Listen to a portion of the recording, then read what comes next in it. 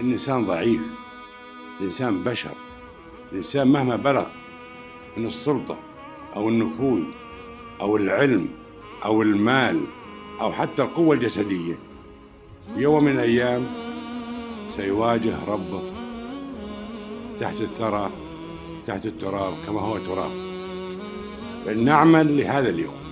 ديننا يفرض علينا أن ننظر لما بعد الحياة، أن ننظر لما بعد القوة، لما بعد المال، لما بعد النفوذ، لما بعد السلطة، لما بعد العلم.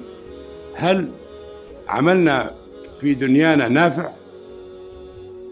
ونرجو من الله عز وجل أن يعفو عنا ويغفر لنا وأن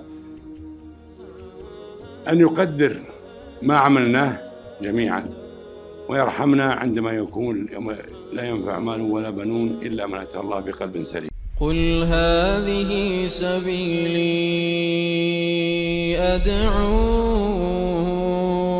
إلى الله